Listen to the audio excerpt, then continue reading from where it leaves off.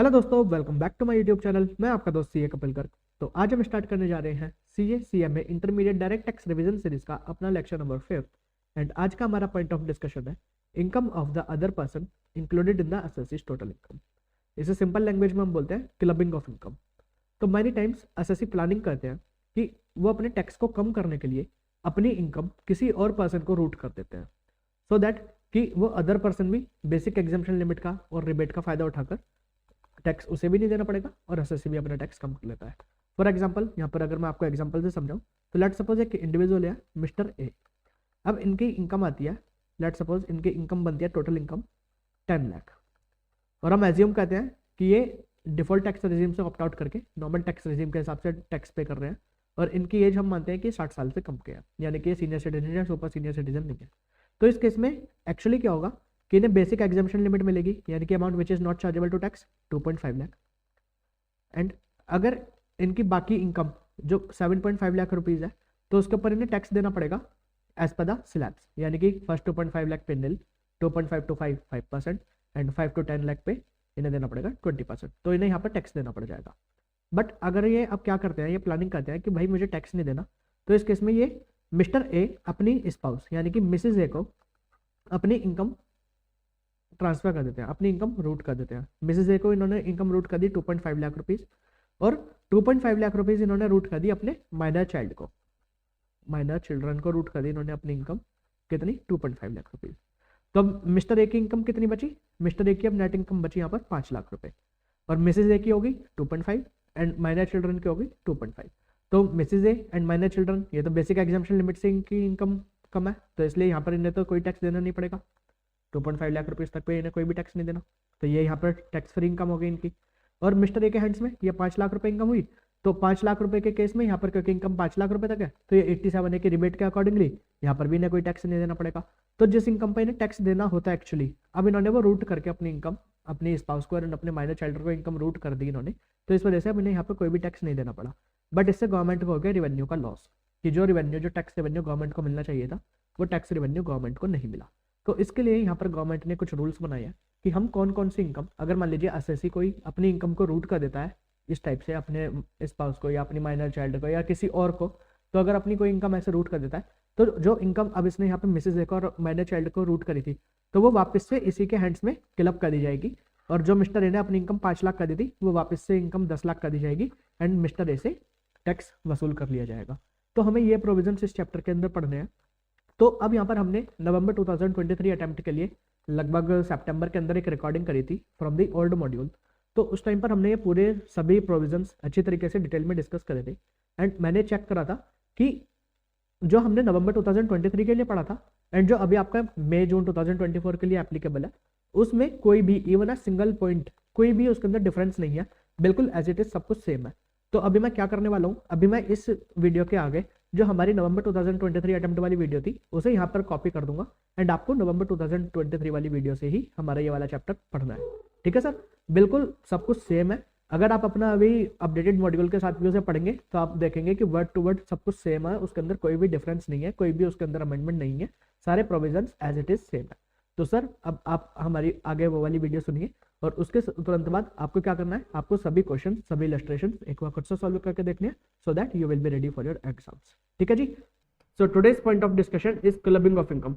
ये एक बहुत ही छोटा सा चैप्टर है एंड बहुत ही इजी चैप्टर है, एंड ये काफी इंपॉर्टेंट है आपके CA intermediate point of view से भी एंड आपकी प्रैक्टिकल लाइफ के लिए भी।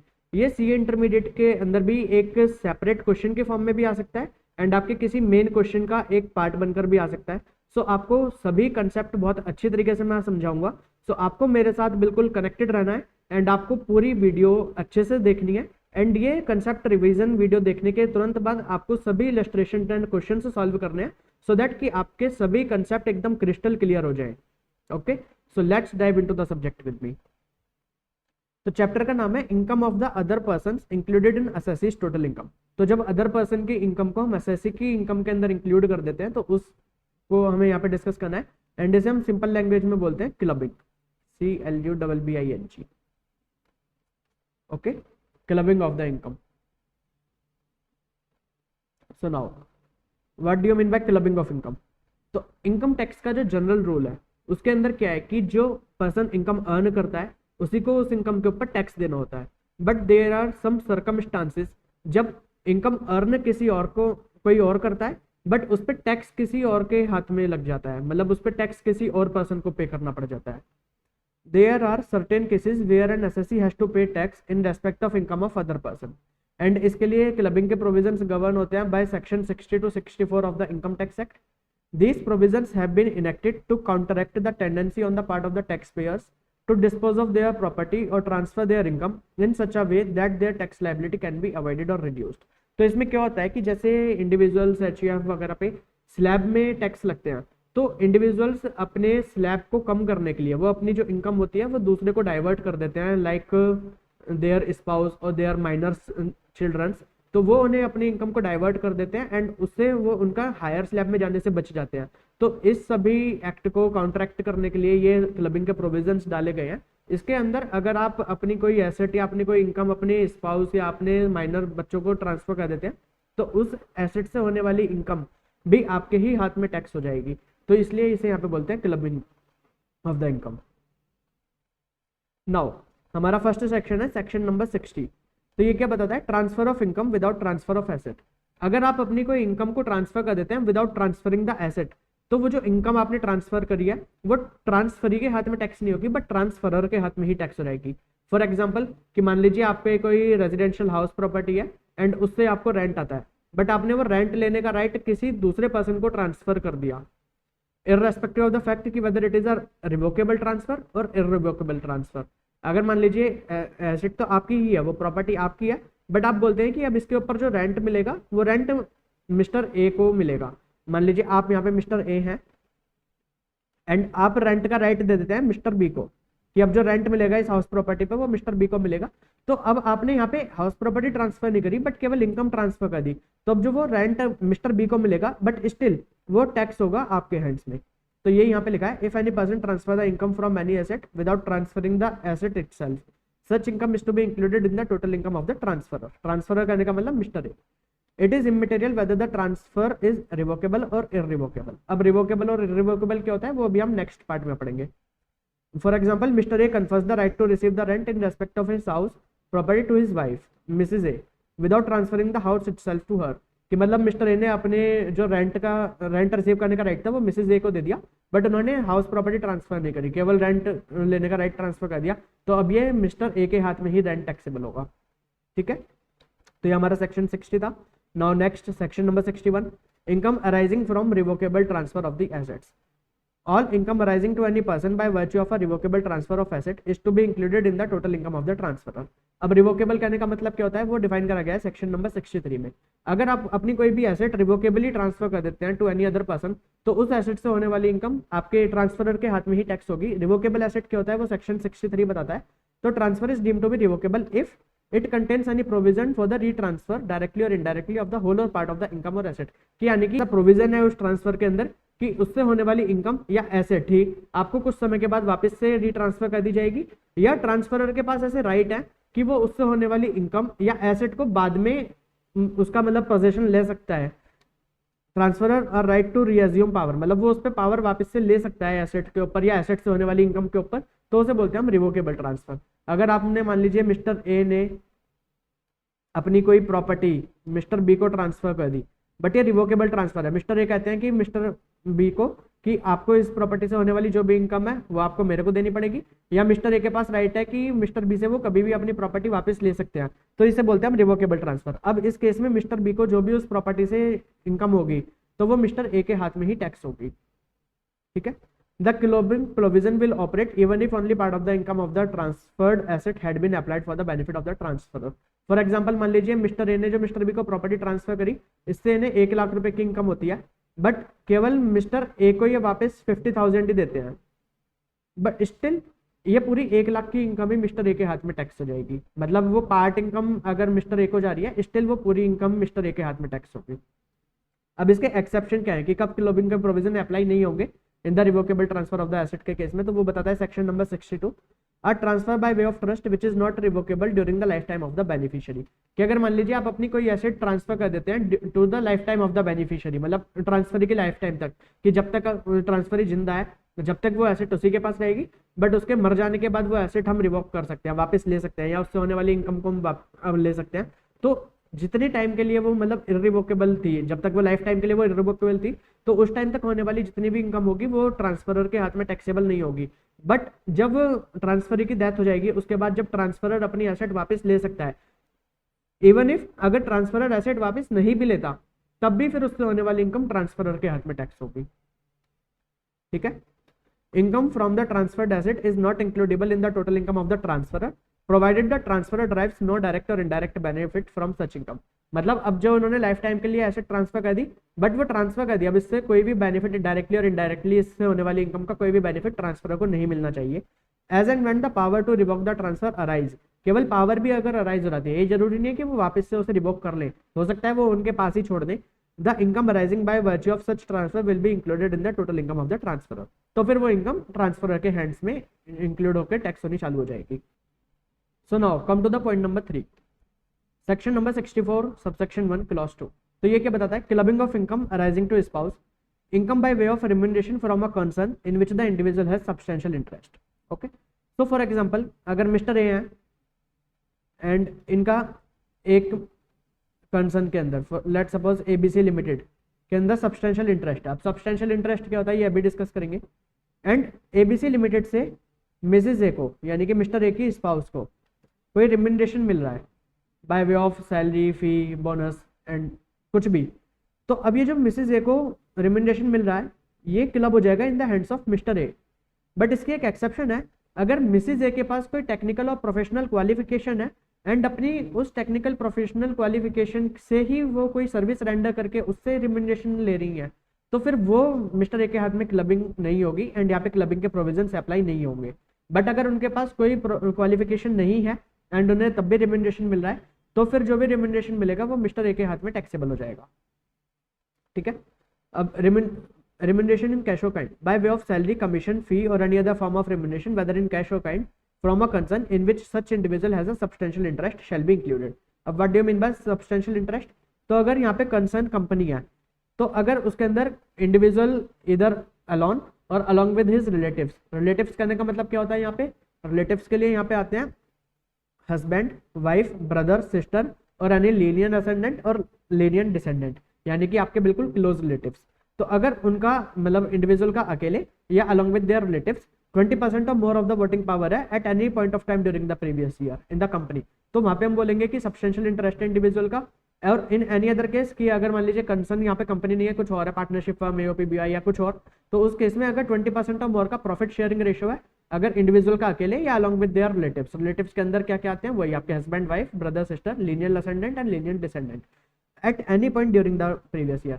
अगर मान लीजिए आपका एक दिन के लिए भी 20% का पीएसआर प्रॉफिट शेयरिंग रेशियो या 20% की वोटिंग पावर थी, तो भी फिर पूरे साल जो भी रिम्यूनरेशन मिलेगा वो इंडिविजुअल के हाथ में क्लब हो जाएगा। ठीक है, अब यहाँ पे जो इसका एक एक्सेप्शन था वो पढ़ लेते हैं। Clubbing provision will not apply where remuneration is received on account of technical और प्रोफेशनल क्वालिफिकेशन। अगर मान लीजिए स्पाउस के पास कोई टेक्निकल एंड प्रोफेशनल क्वालिफिकेशन है एंड वो उसी प्रोफेशनल क्वालिफिकेशन को रेंडर करके रिम्यूनरेशन रिसीव कर रही है, तो वो जो रिम्यूनरेशन है वो क्लबिंग के प्रोविजन उस पर अप्लाई नहीं होंगे, वो स्पाउस के हाथ में ही टैक्सेबल होंगे। Both husband and wife have substantial interest in a concern.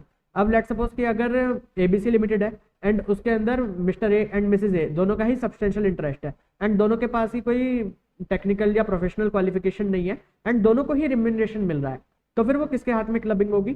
तो जिस भी स्पाउस की अदर इनकम ज्यादा है, मतलब ये इनकम छोड़कर, रिम्यूनरेशन वाली इनकम छोड़कर अदर इनकम जिसकी भी ज्यादा है, वो उसी के हाथ में क्लबिंग होगी।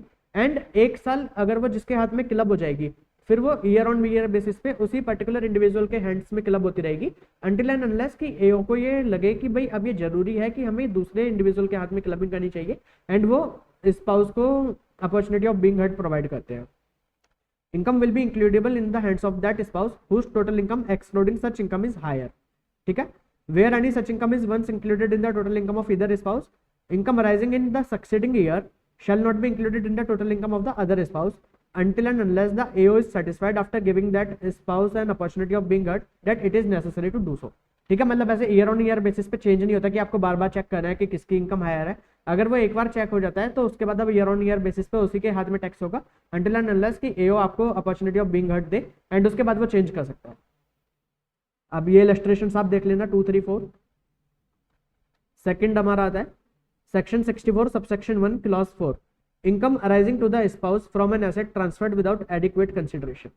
अगर मान लीजिए कोई भी अपने स्पाउस को कोई अपनी एसेट ट्रांसफर कर देता है फॉर इनएडिक्वेट कंसिडरेशन, या तो विदाउट कंसिडरेशन या फॉर इनएडिक्वेट कंसिडरेशन। इनएडिक्वेट कंसिडरेशन करने का मतलब कि मान लीजिए 10 रुपए 20 रुपए में आपने ट्रांसफर कर दी, मतलब उसकी मान लीजिए वैल्यू 1 लाख रुपए थी बट आपने ट्रांसफर कर दी 50,000 रुपए में, तो उसे बोलते हैं inadequate consideration. Without adequate consideration और otherwise than in connection with an agreement to live apart. अगर मान लीजिए आप ट्रांसफर कर रहे हैं अपने स्पाउस को asset with the agreement to live apart, कि मतलब आप दोनों अलग अलग रहेंगे एंड उसके लिए आप एसेट ट्रांसफर कर रहे हैं, तो फिर इस केस में क्लबिंग के प्रोविजन से अप्लाई नहीं होंगे, ठीक है। बट अगर आप जो भी अपनी एसेट विदाउट कंसिडरेशन या फॉर इनएडिक्वेट कंसिडरेशन अपने स्पाउस को ट्रांसफर कर देते हैं, तो उस एसेट से जो होने वाली इनकम है वो ट्रांसफरर के हाथ में टैक्सेबल हो जाएगी। बट अगर मान लीजिए ट्रांसफर करते हैं आप हाउस प्रॉपर्टी का, कि मिसेज ए के पास कोई हाउस प्रॉपर्टी है एंड वो मिस्टर ए को ट्रांसफर कर देती है अपने हाउस प्रॉपर्टी, तो इस केस में मिसेज ए को ही by the virtue of section number 27 Mrs A को डीम्ड ऑनर मान लिया जाएगा ऑफ द हाउस प्रॉपर्टी, जो हमने अपने लास्ट रिविजनरी वीडियो के अंदर पढ़ा था। तो मिसेज ए को ही डीम्ड ऑनर मान लिया जाएगा एंड उसकी जो भी एनुअल वैल्यू होगी वो मिसेज ए के हाथ में ही टैक्सेबल होगी, तो यहाँ पे क्लबिंग के प्रोविजंस की कोई बात ही नहीं आती, ठीक है। तो by virtue of section 27 the transferor shall be deemed to be the owner of the house property and its annual value will be tax in the hands of transferor. Income from accretion of the transferred asset. अब let suppose कि आपने कोई अपनी asset transfer करी and उस asset से फिर उसका एक्रीशन हो गया। फॉर एग्जांपल कि आपने कोई शेयर्स ट्रांसफर करे एंड अब उसके ऊपर बोनस शेयर्स मिल गए आपको, ठीक है। तो मिस्टर ए ने मिसेज ए को शेयर्स ट्रांसफर करे एंड वो मिसेज ए के पास जब थे उस टाइम पे बोनस शेयर्स और मिल गए मिसेज ए को, तो अब जो शेयर्स पे होने वाली इनकम है वो तो मिस्टर ए के हाथ में क्लब होगी, बट जो बोनस शेयर्स से होने वाली इनकम है वो मिस्टर ए के हाथ में क्लब नहीं होगी, तो एक्रीशन पे क्लबिंग नहीं लगती। Income from the accretion of the transferred assets is not to be clubbed with the income of the transferor, ठीक है। मीनिंग ऑफ एडिक्वेट कंसिडरेशन, तो यहाँ पे कोर्ट की जजमेंट आई थी कि जो नेचुरल लव एंड अफेक्शन होता है, मान लीजिए हस्बैंड एंड वाइफ के बीच में जो ट्रांसफर हो रहा है, तो उसमें वो बोल सकते हैं कि हम नेचुरल लव एंड अफेक्शन के लिए कर रहे हैं, सो इट्स कंसिडरेशन। तो यहाँ पे कोर्ट ने बोला था कि it may be a consideration but it's not adequate consideration, तो ये इनएडिक्वेट कंसिडरेशन के दायरे में आ जाएगा। Transferred assets invested in business. अब मान लीजिए आपने कोई अपना फॉर एग्जांपल कोई सम ऑफ मनी ट्रांसफर करा आपने अपने स्पाउस को एंड आपके स्पाउस उस सम ऑफ मनी को अपनी बिजनेस में या किसी प्रोफेशन में या कहीं पार्टनरशिप में कैपिटल कंट्रीब्यूशन की तरह लगा देते हैं, तो अब उस बिजनेस प्रोफेशन या पार्टनरशिप कैपिटल से जो इंटरेस्ट मिलेगा या बिजनेस प्रोफेशन से जो प्रॉफिट मिलेगा तो वो ट्रांसफरर के हाथ में टैक्स हो जाएगा। बट वो तभी टैक्स होगा कि अगर such portion has to be computed by taken into account the value of the aforesaid investment as on the first day of the previous year, कि अगर वो first day of the previous year यानी कि आपकी opening capital के अंदर included थी, तभी उससे पूरे साल में होने वाले जो भी प्रॉफिट या जो भी इंटरेस्ट है वो इंक्लूड होगा इन the hands of the transferor. अब मान लीजिए अगर जैसे प्रीवियस ईयर स्टार्ट होता है 1 अप्रैल 2021 से, बट आपने एसेट ट्रांसफर करी 30 जुलाई 2021 को, तो अब ये ओपनिंग कैपिटल का पार्ट नहीं है, तो अब जो भी इससे इनकम होगी ड्यूरिंग द ईयर तो वो क्लबिंग के प्रोविजंस उस पर अप्लाई नहीं होंगे। बट अब जब नेक्स्ट ईयर में अगर ये विड्रॉ नहीं करता, ये अपनी कैपिटल को निकालता नहीं है बिजनेस से, तो अब जो नेक्स्ट ईयर में प्रॉफिट होगा तो उसमें हम ये मान लेंगे कि ये पूरी की पूरी कैपिटल ओपनिंग कैपिटल का पार्ट थी एंड अब उससे होने वाली जो भी इनकम होगी नेक्स्ट ईयर के अंदर वो उस पर क्लबिंग के प्रोविजन से अप्लाई होंगे, ठीक है। सभी इलस्ट्रेशंस आपको करनी है solve. Transfer of the assets for the benefits of the spouse. अब मान लीजिए कोई इंडिविजुअल किसी अदर पर्सन को एसेट ट्रांसफर कर देता है विदाउट एडिक्वेट कंसिडरेशन या फॉर इनएडिक्वेट कंसिडरेशन, तो फिर इस केस में बट वो ट्रांसफर करता है कि इससे जो भी होने वाली इनकम है वो उसे यूटिलाइज करेगा for the benefit of the spouse of the transferor. जितने तक की भी वो income for the benefit of the spouse of the transferor utilize करेगा तो उतनी इनकम ट्रांसफरर के हाथ में टैक्स हो जाएगी। एसेट ट्रांसफर डायरेक्टली और इनडायरेक्टली टू सच पर्सन और association of person by an individual without adequate consideration is includable in the income of the individual to the extent such income is used by the transferee for the immediate or deferred benefit of the transferor's spouse। तो जितने तक भी वो ट्रांसफरर्स के spouse के लिए use करेगा उतनी वो ट्रांसफरर के हाथ में क्लब हो जाएगी। Okay, next clubbing of income arising to son's wife. तो अभी तक हमने पढ़ा था स्पाउस के प्रोविजन, अब हमें पढ़ने हैं सन्स वाइफ के प्रोविजन यानी कि आपकी daughter in law.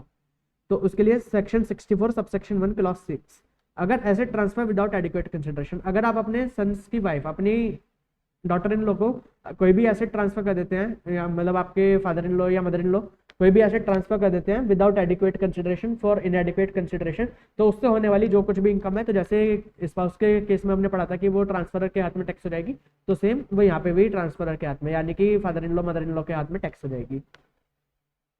Asset transferred invested in business, अब सेम प्रोविजन जो स्पाउस के लिए पढ़े थे कि अगर मान लीजिए आपकी डॉटर इन लॉ उस एसेट को बिजनेस के अंदर, प्रोफेशन के अंदर या किसी पार्टनरशिप फर्म में कैपिटल के रूप में अगर उसे इन्वेस्ट कर देती है, तो जो भी उससे होने वाला प्रॉफिट या जो भी उससे होने वाला इंटरेस्ट है, तो वो भी father in law mother in law के हैंड्स में टैक्स होगा। Transfer of asset for the benefit of son's wife, अगर मान लीजिए कोई सास ससुर father in law mother in law अपनी कोई एसेट ट्रांसफर कर देते हैं किसी और पर्सन को फॉर इनएडिक्वेट कंसिडरेशन या विदाउट कंसिडरेशन, एंड उससे जो कुछ भी मतलब उसमें भी जो इनकम वो पर्सन यूज करेगा फॉर द इमीडिएट और deferred benefit of the son's wife, तो उतने तक की income father in law mother in law के हैंड्स में टैक्सेबल हो जाएगी, same as the provision of the spouse. ठीक है। Where any asset is transferred by person to any other person without consideration or for inadequate consideration, the provision of 56 to 10 would get attracted in the hands of the transferee। अब यहाँ पे gift के provisions भी लगेंगे, यानी कि section 56 to के provisions भी यहाँ पे पिक्चर में आ जाएंगे in the for the hands of transferee. मान लीजिए 1 लाख रुपए की एसेट्स आपने किसी को ट्रांसफर कर दी विदाउट कंसिडरेशन, तो जो ट्रांसफरी है उसके हैंड्स में ये एज अ गिफ्ट बन जाएगा, एंड इस पे 56 टू 10 के अगर प्रोविजन अप्लाई हो जाते हैं तो ये गिफ्ट की तरह ट्रांसफरी के हैंड्स में टैक्सेबल हो जाएगा। ओके, इलस्ट्रेशन आप देख लेना।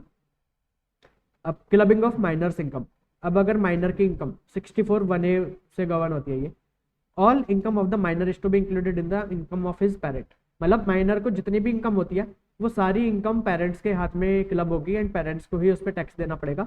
बट यहाँ पे कुछ एक्सेप्शन है, अगर माइनर को इनकम हो रही है from the manual work of the minor, की माइनर कोई काम करके इनकम कमा रहा है तो, या माइनर की कोई एक्टिविटी जो जिसके अंदर माइनर का स्किल टैलेंट और स्पेशलाइज्ड नॉलेज या एक्सपीरियंस लगता है, उससे होने वाली जो कुछ भी माइनर की इनकम है वो पेरेंट्स के हाथ में क्लब नहीं होती है, उस पर जो टैक्स लगता है वो माइनर के हाथ में ही लगता है। Income of the minor will be included in the income of that parent whose total income excluding minor's income is greater. अब ये किसके हाथ में टैक्सेबल होगी, तो उस पेरेंट के हाथ में ये टैक्सेबल होगी जिसकी अदर इनकम, ये माइनर की इनकम छोड़कर अदर इनकम जिस भी पेरेंट की हायर है, तो उस पेरेंट के हैंड्स में ये माइनर की इनकम क्लब होगी। अब एक बार अगर वो किसी एक पेरेंट के हैंड्स में क्लब होने लगती है तो ईयर ऑन ईयर बेसिस पे वो उसी के हैंड्स में क्लब होगी, इवन इफ की अगर दूसरे पेरेंट की इनकम ज़्यादा हो जाती है अगले साल के अंदर, तब भी वो मान लीजिए मदर है एंड फादर है एंड एक साल के अंदर वो मदर की इनकम के अंदर टैक्स हो जाती है। अब अगर नेक्स्ट ईयर में फादर की इनकम भी ज़्यादा हो जाती है तब भी वो मदर के हाथ में ही क्लब होती रहेगी, अंटिल एंड अनलेस कि एओ को लगता है कि अब ये जरूरी है, it's necessary to do so, कि अब ये फादर के हैंड्स में टैक्सेबल होनी चाहिए, एंड वो फादर को पहले अपॉर्चुनिटी ऑफ बीइंग हर्ट देते हैं। Where the marriage of parent does not subsist, अगर मान लीजिए कि मदर एंड फादर की अब मैरिज, मतलब अब ये या तो दोनों अलग अलग रहते हैं या इनका डाइवोर्स हो गया है, तो अब वो किसके हाथ में टैक्सेबल होगी, तो जिसने उस ड्यूरिंग द प्रीवियस ईयर जिसने माइनर को मेंटेन करा था, मतलब जिसने माइनर को पाला पोसा था, तो उसके हाथ में वो इनकम क्लब होगी। यहाँ पे एक एक्सेप्शन हो रहा है कि income of a minor child suffering from any disability of the nature specified in section 80U shall not be included in the hands of the parent but shall be assessed in the hands of the child। अगर मान लीजिए minor को कोई disability है जो कि 80U के अंदर बताई गई है, तो फिर वो इनकम पेरेंट्स के हैंड्स में क्लब नहीं होगी, वो माइनर के हाथ में ही टैक्स होगी। It may be noted that clubbing provisions are attracted even in the respect of income of minor married daughter, अगर आपकी कोई माइनर मैरिड डॉक्टर है तो उसकी भी इनकम के ऊपर क्लबिंग पेरेंट्स के हाथ में लगेगी। अब यहाँ पे एक एग्जाम्पशन मिलती है हमें सेक्शन 10 क्लास 32 से, in case of income of an individual that is the parent includes the income of his minor child in terms of section 64 subsection 1A, such parent shall be entitled to exemption of ₹1500 in respect of each minor child. तो यानी कि 1500 रुपये per annum पर child, यहाँ पे child की कोई limit नहीं है कि कितने भी बच्चे हो, तो 1500 रुपये पर चाइल्ड तक की एग्जाम्पशन आपको मिल जाएगी। फॉर एग्जाम्पल कि अगर आपकी माइनर सन की या माइनर डॉटर की इनकम है 2000 रुपीज़, तो उसमें से 1500 रुपीज़ तक की आप एग्जाम्पशन ले लेंगे एंड 500 रुपये ही आपके हैंड्स में क्लब होंगे, एंड ये पर चाइल्ड 1500 फॉर पर एनम। ठीक है। In case the asset transfer to a minor child not being a minor daughter without consideration of her inadequate consideration is a house property। अब मान लीजिए अगर आप माइनर चाइल्ड को कोई हाउस प्रॉपर्टी ट्रांसफर करते हैं, तो सेक्शन 27 के हिसाब से जो ट्रांसफरर होता है उसे ही हम डीम्ड ओनर मान लेते हैं, एंड उसकी एनुअल वैल्यू के ऊपर जो कुछ भी टैक्स निकलता है इनकम फ्रॉम हाउस प्रॉपर्टी का, वो ट्रांसफरर को ही देना होता है। तो इसके अंदर क्लबिंग के कोई प्रोविजन से अप्लाई नहीं होंगे। बट हमने income from house property chapter discuss करते टाइम पे पढ़ा था कि अगर हम माइनर मैरिड डॉटर को कोई हाउस प्रॉपर्टी ट्रांसफर कर देते हैं तो फिर उस केस में जो ट्रांसफर होता है उसे डीम्ड ऑनर नहीं माना जाता। तो इस केस में जो अब माइनर मैरिड डॉटर को जो आपने हाउस प्रॉपर्टी ट्रांसफर कर दिया एंड उससे होने वाली जो इनकम है तो वो माइनर मैरिड डॉटर की नहीं रहेगी, वो क्लब हो जाएगी इन the hands of the parent. ठीक है, तो यहाँ पे डीम्ड ऑनर वाला कंसेप्ट नहीं लगेगा, बट यहाँ पे क्लबिंग लग जाएगी। In such case, the income from house property will be included as 64 subsection 1A in the hands of the parent whose total income before including minor child income is higher and benefit of exemption 1032। अब यहाँ पे भी 1032 यानी कि वो 1500 रुपए per annum पर child वाला बेनिफिट आप यहाँ पे भी क्लेम कर सकते हैं। ठीक है, अब यहाँ पे आपको याद रखना है कि मान लीजिए कोई माइनर की इनकम होती है उसके स्किल्स, उसके टैलेंट या उसके एक्सपीरियंस या उसके मैनुअल वर्क की वजह से, तो वो जो इनकम होती है वो पेरेंट्स के हाथ में क्लब नहीं होती। बट अब अगर उस इनकम के ऊपर कोई इनकम होती है, फॉर एग्जांपल कि उसकी कोई फिक्स डिपॉजिट करवा दिया, उसे कहीं शेयर मार्केट में लगा दिया या इस टाइप से कोई भी इनकम, तो वो जो उस इनकम के ऊपर होने वाली इनकम है वो पेरेंट्स के हाथ में ही क्लब होगी, क्योंकि वो उसके टैलेंट या उसके एक्सपीरियंस या उसके मैनुअल वर्क की वजह से नहीं मिल रही। Interest from bank deposit has to be clubbed even when deposit is made out of the income arising from application of the special talent of the minor. ठीक है, चलिए अब यहाँ पे हमारा कंसेप्ट आता है क्रॉस ट्रांसफर का।